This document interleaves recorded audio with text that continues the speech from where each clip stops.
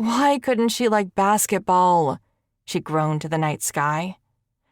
Because hockey is a much better sport. A very deep, very male voice announced, from somewhere beyond her field of vision. She froze.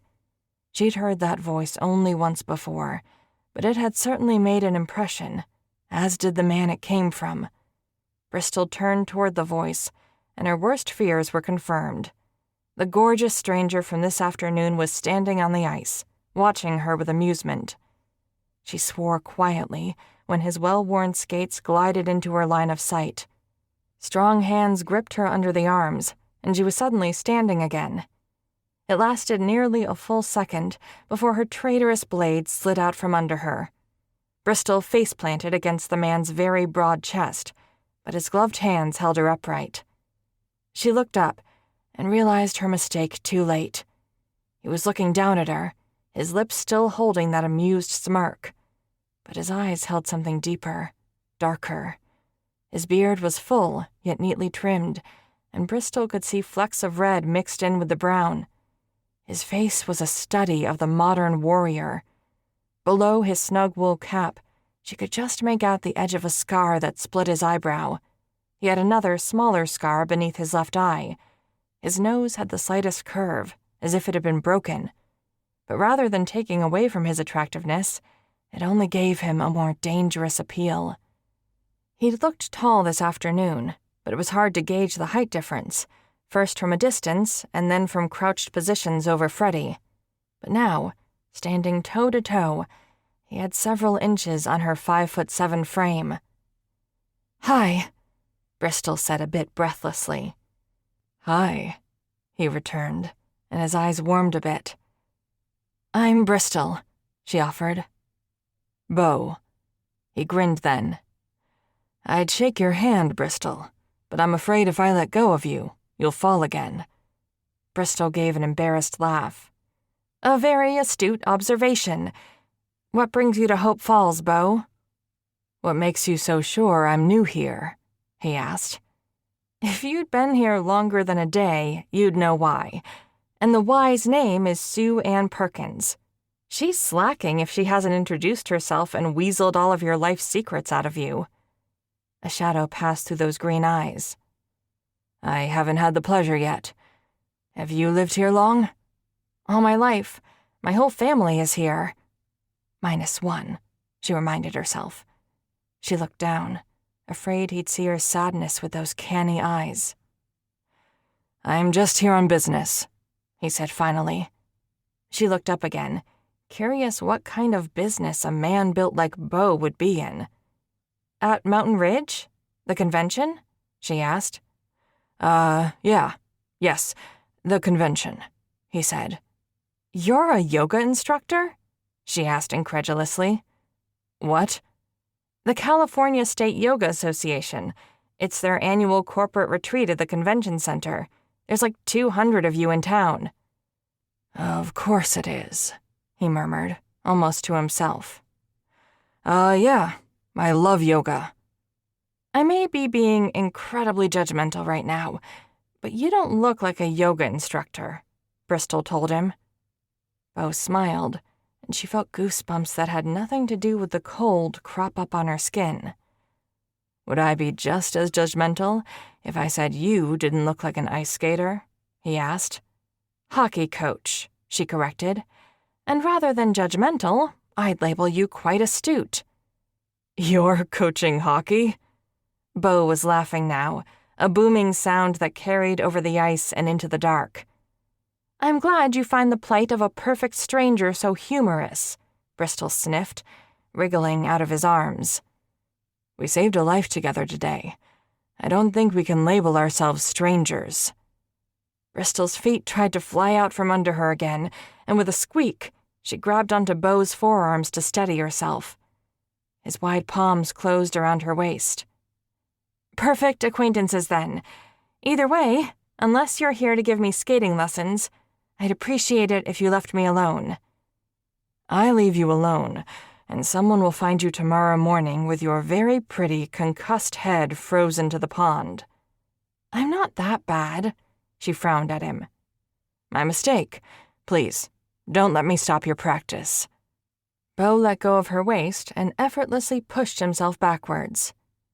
"Show off," Bristol muttered, and made a slow, sloppy turn away from him. No need to give him a front-row seat to her humiliation. She nearly lost her balance when she tried to shoot a dirty look over her shoulder, but regained her footing. His laugh, much softer this time, warmed her cheeks. Bristol bit her lip. "I can feel you judging me." "Sorry," Beau laughed. And then all she heard was the clean slicing of his blades on the ice. She didn't have to turn around to know that he was showing off by skating well. Maybe she should call it a night? Maybe tomorrow, after early bird closed, she could watch some YouTube tutorials on learning to skate? She had until Monday before the next practice. She had to get better before then, or she'd be coaching from a lawn chair on the ice. As her thoughts moved away from her feet and toward tomorrow, she didn't feel her balance fleeing until she was falling. She braced for impact, but her butt never hit the ice. Beau had glided up behind her to play the hero and catch her under the arms as she fell. "Ugh! How did you get so good at this?" she demanded. "There's nothing natural about a human on ice skates." "Lots of practice." "Why do you want to be a hockey coach? Why not find something that you're less horrible at?" Bristol huffed as he righted her.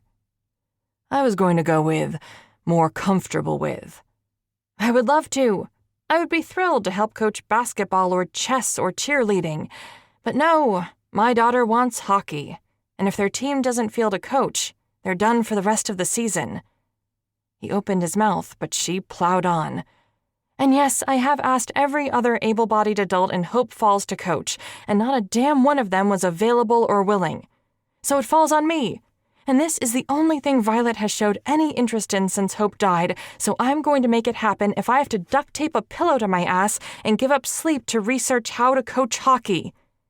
She stopped and clapped her gloved hands over her mouth, looking horrified. "I'm so sorry. I don't know where that came from." "Sounds like it had to get out."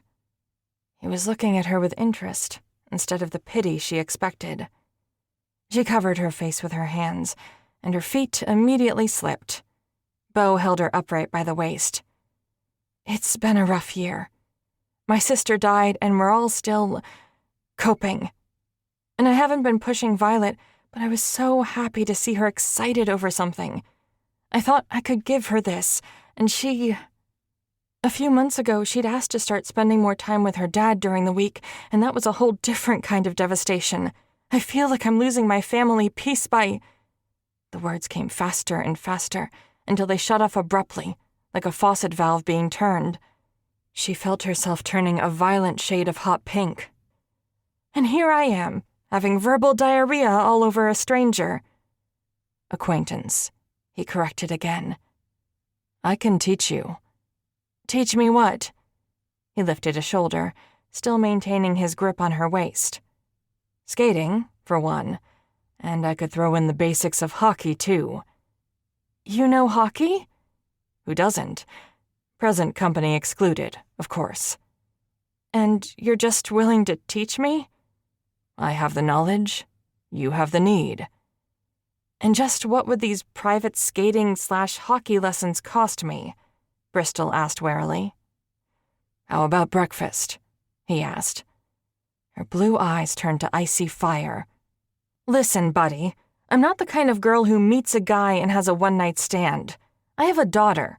I'm sure you can find someone else who's interested in a temporary bed warmer." "When I said breakfast, I meant only breakfast," Beau cut in. "At Early Bird?" "How do you know that's my place?" she asked with suspicion. Beau shrugged. "I'm staying at Mountain Meadow B&B. Shelby told me that Bristol's Early Bird makes the best omelets in town. I assumed there weren't too many Bristols in Hope Falls." There was something a little off in his explanation. But it wouldn't be the first time that Shelby and Levi Dorsey graciously threw business her way. Besides, Bristol was desperate enough that she was willing to overlook that nagging doubt. She needed help, and she needed it fast. My apologies. I'm not used to very attractive acquaintances asking me for breakfast. So, you can teach me to skate. But do you know anything about hockey? She crossed her arms, her gloved fingers drumming away on her upper arms. I can teach you everything about hockey. Unless you mean field hockey, in which case you're out of luck. His green eyes sparkled with humor. How do I know you're not some homicidal maniac looking for your next victim? You're from small-town America. You probably don't even lock your front door. Besides, I'm too charming to be a homicidal maniac. Tell that to Ted Bundy's victims, Bristol reminded him. He grinned. If only your in-depth knowledge of serial killers somehow translated into skating skills. Looks like you're going to have to take a leap of faith. Bristol took a deep breath and let it out in a silvery cloud. Come in tomorrow for breakfast. On the house, she said finally.